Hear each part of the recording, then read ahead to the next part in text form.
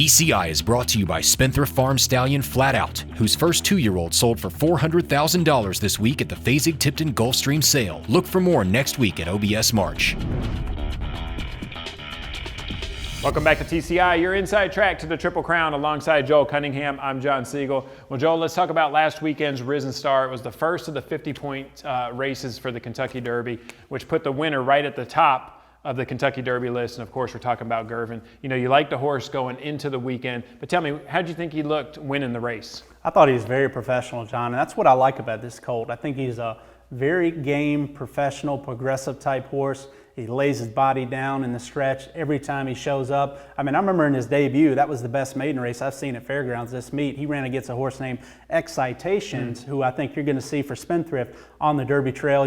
They're going to take a slower path, or they maybe go on an allowance race, maybe point for the bluegrass. We'll see with Excitations, but that was a good maiden race, and he was inside of Excitations, who was the favorite that day. Had him measured on the outside, and he was so game, pinned those ears, finished to the wire, and outgamed Excitations that day. And then we saw him come back in a little stakes race in his second start around 2 turns on the turf, and he caught a hot horse, Cowboy Culture. You're going to see in a greatest stake this weekend in the Palm Beach Stakes at Gulfstream, who's undefeated. Cowboy Culture beat him that day, but he did not disgrace himself in defeat. Pinned his ear, showed that he probably didn't like the grass. He's not bred for it. He just liked 2 turns. And he was so honest the way he gets those inside trips and is able to find his way through traffic and finish up to the wire. And that's what he did here. He broke from the inside, stalked him from the inside, and we saw a Local Hero we said would be on the lead. Yep. Big test for Local Hero. He didn't pass his test. Honestly, after that first quarter, once they went down the backstretch, Florian Drew could not get Local Hero to settle. He ran off with him through that internal half mile down the backstretch, and that cost him. He fell apart. You saw a much more professional horse in Girvin slip up the inside, finish to the wire, and was able to go really fast in here. I mean, 143 and change, John. Yeah. I mean, they went almost as fast as the older horses did in the mine shaft on that card, and they got a 93 buyer, very respectable buyer this time of year. I mean, remember, Gun Runner won this race last year, so we've seen some good horses win this race in recent years. So when I look at Girvin, a professional colt, a progressive type colt in his third start to win the Risen Star, I think there's more in the tank there, and I'm looking forward to see what he can do next time out, going another 16th of a mile in the $1 million Louisiana Derby, where inevitably he'll face even a better group in there. And let's talk about some of the colts he faced in here real quick. Motown, no excuse. Absolutely no excuse. Got a beautiful trip, in my opinion. Had 0 finish, and they're trying to use the track as an excuse. And look, Fairgrounds plays very similar to Churchill. If you don't like Fairgrounds, I'm concerned about him now going on the road. Right. It was tough to face a full field first start of the year going on the road, but he got a beautiful trip, and I didn't mind that he lost. I mind that he folded up shop the way he did. He almost looked like a short horse to me, so disappointed in Motown. And I think also, John, another horse in there, Guess Sweet, who was one of your favorites. We talked about, was Guess Sweet really good enough? Well, he ran his lifetime best race by the numbers in the Risen Star, had enough pace, had a good enough trip. He just wasn't good enough. Sure. Frankly, was not good enough. So Guess Sweet, I think, was a little exposed this weekend in terms of his quality, and Motown, very disappointing. Well, let's take a look now and let's see what happened with Girvin. You know, it was interesting going into the weekend. You see Motown was on the TCI top 10. Yeah. Girvin was not. I'm interested to see if maybe they swap places on the TCI top 10. Well, you can bet Motown is off of my TCI top 10. Let's walk over the video board here and take a look. You see the top 6 have not run yet as of this past weekend. So they stay unchanged. That 7 horse was Motown. He has to come off the top 10 for me. Everybody moves up the spot the way I do things, and so it leaves a void in the 10th spot. I'm going to put Practical Joke in there, and it's not because he runs this weekend. It's because, frankly, here's a colt that's worked as well as anybody I've seen on video this winter. I mean, he is, John, you look at XPTV and these workouts and sort of follow him. He's working with, his workmates, an older horse, and he's just jerking him in the morning. I mean, here's a colt that, has a ton of talent. I just question his classic ability, but I think you're going to see a huge race this week in Practical Joke. So he moves that 10th spot for me just on his quality. And talking about some workouts, John, we saw American Anthem with a better work, 58 and change. They put the blinkers back on him. I didn't like how he was sort of unsettled going into the turn in the work. They had to move him away from his pace horse in there, stablemate, to sort of break the competitive edge up. But when he straightened away in the stretch, he swapped to his leads, finished up professionally, and the way Bob always does things is he likes to let them cruise through the wire, and then once they hit that turn past the wire, he wants them to really finish up and gallop out, and when he was asked to gallop out, he did so. Same with Mastery, worked with blinkers on too for Bob Baffert, allowed the rabbit to get way in front of him, was able to run him down, cruise, and Mastery always looks good in the morning. So now I think what you're going to see is Mastery staying for the San Felipe, they're deciding to take American Anthem, John, on the road for the Rebel Stakes. And I think what you may be seeing there is that change in plans is from what I'm hearing, is Mastery's a little on the light side. They're worried about maybe shipping him a ton. American Anthem's this big, rugged colt. I mean, you know I like him. Yeah. Late May foal, big, rugged colt, jumbo-type athlete. They're not worried about shipping him. They think he can handle it, and that's one reason I like American Anthem. Well, one thing you're talking about change of plans, there's going to be a big change of plans for your number 2 horse, and that's McCracken. Came out of a workout. They're saying it's kind of like a sprain. That he has in his ankle, but he is going to miss a major prep here. How much does that concern you? You know, this time of year, you want everything going right. How much does that concern you? It's so funny you just said that. This time of year, you want everything going right. You know, when you look at Ian Wilkes, the trainer McCracken, you know, he worked for Carl Nasker for so many years. You know, everybody knows him bridle and street sense. Carl Nasker himself said that you cannot have something go wrong this time of year if you want to maintain with the top contender in the Derby Trail. I mean, you cannot have a single hiccup. Now, I don't know if that's true or not. I mean, we saw Nyquist last year have a fever, spike of fever, you know, after going to the Florida Derby, and he still won the Kentucky Derby. McCracken is good enough. We know he likes Churchill, but I just find that very ironic now that they're having some setbacks with him. They said he worked great. He's going to miss this race, and he's going to have to find another path for McCracken there. I think you'll probably wind up maybe seeing him back at Keeneland in the Bluegrass, which is where Street Sense and some of that trainer likes to take his path. So the bottom line is you don't want to see a setback from a horse like Classic Empire we've already seen, and now McCracken. Very disappointing there, and worth keeping an eye on. Make sure that he can progress through that and that he gets back on track here pretty soon. All right, well, let's talk about a horse that's getting back on track this weekend and in the Fountain of Youth. He's on the TCI top 10. That's Practical Joke. Let's remind the viewers how good that this colt was. You know, he finished third in the Breeders' Cup Juvenile, but I want to remind everybody that he won the Hopeful and he won the Champagne Stakes before that, 2 Grade 1s. This was a heck of a 2-year-old. Joey's got a lot of talent. What do you think he's going to do here in his debut? Well, the name was slipping my mind over there, but Shaggoff is the horse he works with every week, and everybody remembers Shaggoff on the Derby Trail last year. Ran in the Derby, had some problems. Shaggoff's a 4-year-old now. He may not be a world beater, but you ought to see this horse work with Shaggoff. I mean, Shaggoff struggles to keep up with him.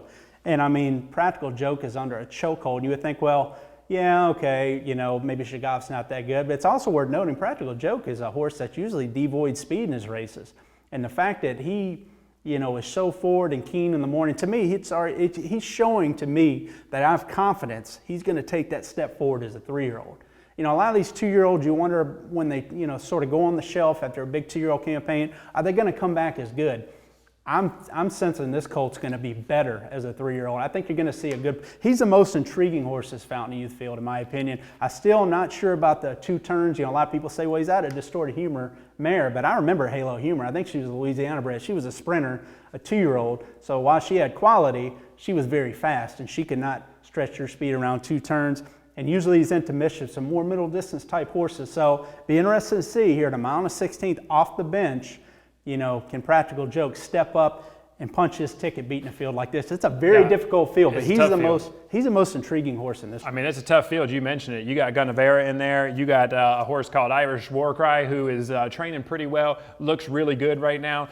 The connections there are very confident in Irish Warcry. I mean, this is not a soft field to come back and make your 3-year-old debut in. He's going to have to definitely step up. Let's talk about a few of those horses. I mean, Gunnevera is a horse that looked really good last time out. He ran second in that race, but he came running late. That's kind of the style you want to see with these horses as the distances get longer. What do you think about his chances in the Fountain of Youth? We talked about being a progressive colt. Who can step up from their 2 to 3-year-old season and actually get better? I mean, they all are going to improve from 2 to 3 just on physical maturity, but who's actually progressive enough to, let's face it, Gunnevera as a 2-year-old was not a top-class horse. He had that chance to prove it in the Breeders' Futurity, and he did not. Now, he ran better in the Delta Downs Jackpot. That wasn't against a good field.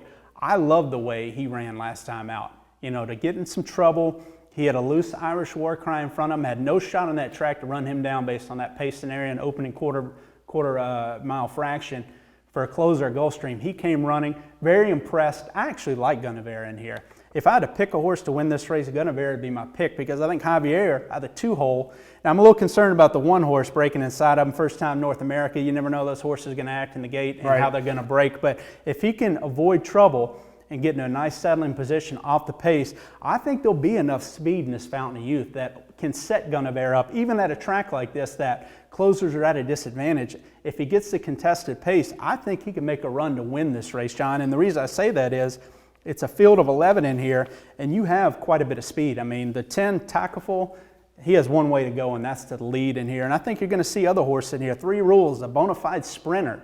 I think you're going to see him up there pressing a pretty good pace. So I think there's going to be enough of a contested pace, and Irish Warcry is going to try to stalk him in here. He's no question. He's your horse to beat in here, John. Graham Motion says how well he's doing. He doesn't look like he's going to balance. He's actually getting better. He's moving forward. If that's the case, he's going to move way up on my TCI top 10 if he can prove it in here. He's your favorite, the horse to beat. He's going to get a stalking trip, probably with Practical Joke fresh in here. Be interested to see how those two run with a similar type trip in theory. But I really think this is Guinevere's chance to punch through, show that he's a top-class horse that can be a Derby contender moving up my TCI top 10 list, because I just think he's going to get the pace scenario this weekend. It's going to be interesting. I mean, the thing about it is you like trainers. You've always told me you like trainers who have been there, who have done that. I remember another chestnut colt that had a little white star on his head that got Graham Motion pretty far, won the Kentucky Derby, Animal Kingdom. We'll see what happens. I mean, it's one of those weekends. It seems like Graham's pretty high on this horse. He's doing really well. And he's a lot more progressive dirt horse than Animal Kingdom was, obviously, and he'll even admit that to you. So I love the talent. I mean, I think Irish Warcry has the talent. I just happen to, he's just going to have to show it to him. If he shows it to me this weekend, this is a good enough field, John, and he's not going to get that easy trip he got in the Holy Bull. This is a good enough field that if he's able to sit off of it around the same position as Practical Joke, get an honest pace in front of him, still run by and finish up and hold off a horse like Guinevere in racehorse time, he could move up as far as number 1 or within the top 5 for me. I mean, just depending on the performance. Okay. We'll see. All right. I mean, I think he has that opportunity. He has that stage this weekend as to where I didn't think he had that stage last time out in the Holy Bull, the way the race unfolded. All right, we got one more race to talk about real quick, and that's the Gotham. And Joel, for me, when I look down through here, Areeb looks like the class. He's won his last 2 races by over 15 lengths. When I look down through here, he looks like it's really his race to lose again, which is kind of funny. That New York circuit, there's usually some heavier hitters in here. But I'm interested, do you see a horse in here you think that could maybe upset Areeb? I do, and I think it's the horse he beat last time. J-Boy's Echo, we talked about J-Boy's Echo last time, and I'll give him a pass. His first run of the year to face Areeb over a track where they went 49-1 for the half-mile at Aqueduct. Areeb was in tremendous form, got a more tactical trip and ran off in there. Sure. The reason I say that is I think there's going to be more speed in here. It's kind of the same, we'll see how these pace scenarios play out, but pace makes the race. Pace is everything, John. We'll be in the Fountain of Youth. It's going to be in the Gotham as well. And when I look at the 9 and the 10 horse, Action Every Day is a horse that really caught my eye in the mornings watching him work on XBTV. Now he's a sprinter miler type pedigree profile. They're putting the blinkers on here, which I think is going to make him be a little more keen too. From the 10 hole, I think Rajiv Miraz got a break, and I think you'll see him going to the lead. And I think you'll see 9 forwardly placed in here as well. I mean, Chad Brown's McLean's Music, sprinter type profile there, was able to win 6 furlongs last time out. I think the 9 and the 10 horse, between them, I think they're going to assure a much more contested pace for Areeb to have to track in here. And I think that helps J-Boy's Echo, again, like Guinevere. I think he's going to fall out of the gate from the inside post. He's going to make 1 run, 2nd off the layoff. We'll find out a lot about Areeb in a more honestly run pace race, in my opinion. We'll find out a lot more about J-Boy's Echo, whether or not he's progressed from that first start of the year where Areeb beat him soundly. Can he take that step forward, 2nd off the bench, rally in here and show that maybe he's a big-time Wood Memorial contender? All right, well, thank you, Joel, and thank you guys for watching. Make sure you come back next week. JC says the stage is set for Irish Warcry. We'll see how far up the list on the TCI Top 10 he can move.